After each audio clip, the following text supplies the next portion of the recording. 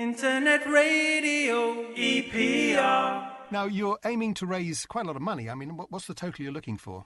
We're looking to try and raise 100,000. And so presumably anybody who'd like to support you can actually have access somewhere to send you money, can they? Yes, the Just Giving website, on the search mode there, put Steve Redgrave in, and it comes up to the Just Giving page. But redgravecrew.com gives you all the information of how to sponsor. Follow us along the tracks that across the course of how we're getting on day by day. We're also on Twitter. We'll be twittering while we're going along. We've only just really launched that the other day. I was on Breakfast TV a couple of mornings ago, and we only had 180 followers, and now we've got 3,500 followers. Oh, that's good. So it's just exploded. That's all the talk of the Kareems for our backsides have been the latest banter that's been going backwards and forwards over the last few hours. Absolutely, and I'm sure a lot of people are fascinated by that whole topic, but we won't go there for the moment. Now, where's the money going when you actually raise it? It's being split between two organisations, even though that both organisations are under the same roof. Is at my own charitable fund, Steve Redgrave Fund, where I raised £5 million for children's causes when I first retired. Now the administration of that is run by Comic Relief, and I'm one of the trustees of Comic Relief. Very grown-up, big boy stuff that is. Millions of being dished around Great Britain and the world's communities, the poorest people. And so the other one is Comic Relief, is Sport Relief itself. Right. So most people have heard about Red Nose Day and Sport Relief and where the money goes from that point of view. The bit that carries on from my original fund is actually an indoor rowing scheme where we put indoor rowing machines into inner city schools.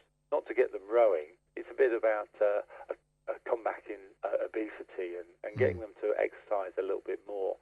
If you've got a slightly larger frame, you normally perform quite well on a rowing machine. And then that sort of builds self-esteem and confidence, and seen a huge change in the cities that we've been involved in so far. So if we can hit the figure that we get, we can roll out another city. We're already in 6 cities already. We're starting the 7th in September, and if we can raise enough money, we'll be going to another one. It's certainly very worthwhile. As you say, obesity is the big problem. Sports have been, it seems to me anyway, been removed from a lot of schools as a priority. It's just a little extra once a week or something, but regular exercise is obviously the key, isn't it? No, it definitely is. It's changed. There's people that do sport, do it to a great ability and a lot of effort, but there's more people not doing much at all. And the problem with the new technology of the internet, a mention of one as we're involved in it at the moment, video games, PlayStations, all that sort of stuff. It's encouraged our youngsters not to be active. Being out there when I was a kid was sort of kicking a football round in welly boots and climbing trees and stuff like this. It was very much a sort of outdoor culture. Yeah. And we've become a very protective culture in some ways, in some reasons very rightly so, but our freedom's been lost in some ways. So we've got to look for new ways or different ways to motivate young people to be more active. We actually had a bit of a blog going on just recently about that very topic, and also the fact that a lot of people who used to walk their kids to school or let them walk to school on their own are afraid to do that now, and therefore they take them in the car, which doesn't give them any exercise in that early morning period at all. And not very good for our environment as well. Well, the two things go hand in hand, yeah.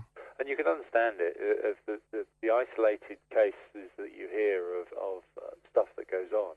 Being a parent of 3 myself, you're very much aware of this. But in some ways, it is almost impossible that anything is going to happen percentage-wise. But it's that area of not going to take any risks. Yes. But at some stage, we have to let go of our youngsters, and they need a little bit of space and to find their own areas in some ways. No, absolutely. I can understand why people are protective. Yeah.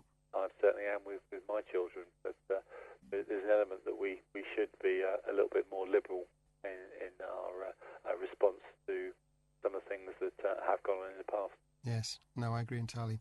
Look, Steve, it's been an absolute pleasure talking to you. Now, I hope we'll have the opportunity of having a chat with you when you get back. Well, hopefully we'll complete our challenge at all healthy, and I'd love to speak to the listeners again. That's lovely. We'll really look forward to that. Now, good listener, as you know, the text that's associated with this programme will contain all the links that Steve's mentioned to us already, and it'll also put the link through to give you your opportunity to put some money into his bank account so that he can help more people with the Steve Redgrave Fund. And we certainly hope that you'll do that.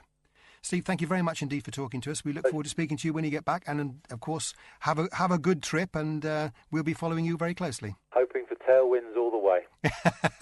Up the mountains, hopefully, as well, eh? No, I don't want to go up the mountains. I don't do hills. Well, if you can plan it that way, it'll be very good. Very good. Steve, thank you very much. Pleasure. Your Expat Online Radio. Internet Radio, EPR.